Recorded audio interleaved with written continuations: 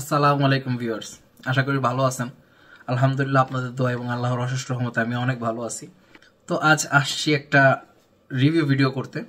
আর review ভিডিওটা হচ্ছে গিয়ে হলিল্যান্ডের লার্ক C1 নিয়ে, ডুয়েল ভার্সনের সি পোর্টের। আগে ইউজ করতাম আমি, যেহেতু বয়া বয়া BYM1 যেটা, সেটা ইউজ করতাম, কেবল যেটা ছিল সেটা। তো চিন্তা করলাম এখন কন্টেন্ট ক্রিয়েটরদের জন্য খুব স্পেশাল একটা জিনিস, এবং সবার ভিডিও দেখছি, রিভিউ দেখছি, যার কারণে সেই অনুযায়ী আমিও নিয়ে নিলাম। তো এখন এটা আনবক্সিং করে আপনাদের সামনে শেয়ার করব এটার যাবতীয় তথ্য, আশয় বিষয় যা যা আছে। তো চলেন আর কথা না বাড়াই, আনবক্সিং এ চলে যাই।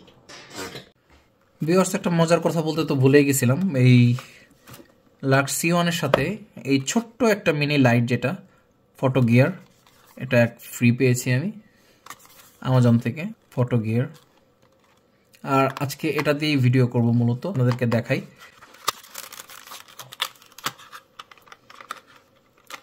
সেটা হচ্ছে ম্যাগনেট সিস্টেমে।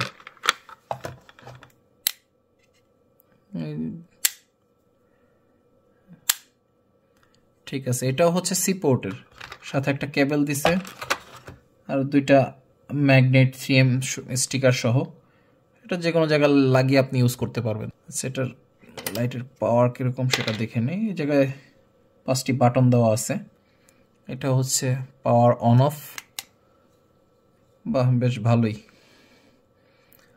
রাতের বেলা লো লাইটে ভালো ভিউ পাওয়া যায়, আলো অনেক ভালো। আচ্ছা, এটা হচ্ছে এই যে, এটা কেলভিন কমাতে পারবেন, বাড়াতে পারবেন, বিভিন্ন কালারের হচ্ছে। এটা ওয়ার্ম, আর এই সাইডটা কুলের দিকে চলে যাবে। এটা হচ্ছে একবারে কুল। এছাড়াও আপনি এটার ব্রাইটনেস আপ ডাউন করতে পারবেন।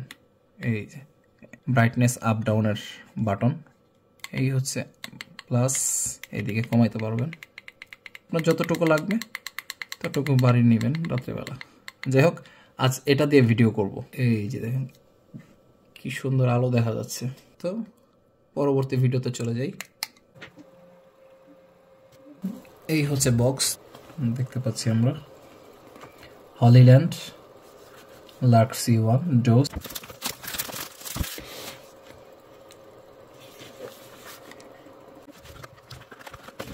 বক্স আনবক্সিং করার সাথে সাথে আপনি একটা ক্যারিং বক্স পেয়ে যাবেন, যার ভিতরেই আছে হচ্ছে গিয়ে Lark C1 wireless microphone. Carrying ব্যাগটা খুবই সুন্দর, এখানে সুন্দর করে ব্র্যান্ডের নাম দেওয়া, হলিল্যান্ড এমব্রয়ডারি করা। আমরা এখন ভিতরে চলে যাই, অন্দরমহলে। বিসমিল্লাহ। এই হচ্ছে আমাদের সেই কাঙ্ক্ষিত জিনিস। যাই হোক, এখানে পেয়ে যাবো একটা কেবল A to C পোর্টের। এখানে আছে কিছু গাইড, এখানে আছে হচ্ছে কি একটা উইন্ডশিল্ড, দুটো উইন্ডশিল্ড। আর এই হচ্ছে আমাদের সেই কাঙ্ক্ষিত জিনিস, এটা চার্জার কিংবা dock, wireless dock, charger dock যেটাই বলেন সেটা। এই হচ্ছে আউট ভিউ, এই যে সি পোর্ট। খুব ইউনিক টাইপের একটা জিনিস, খুবই টাইনি, খুব ছোট। বিসমিল্লাহ, ওপেন করা যাক। এই হচ্ছে আমাদের সেই কাঙ্ক্ষিত জিনিস। এখানে আছে ট্রান্সমিটার, ক্লিপ সিস্টেম। এখানে রয়েছে আরেকটা ট্রান্সমিটার। আর এই হচ্ছে সেই রিসিভার, দেখতেই পাচ্ছেন কতটা ছোট। আচ্ছা, এখন আমরা এটা টেস্ট করব যে এটা কিরকম কাজ করে।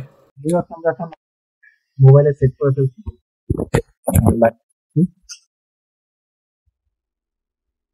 তো লাগানো হয়ে গেছে।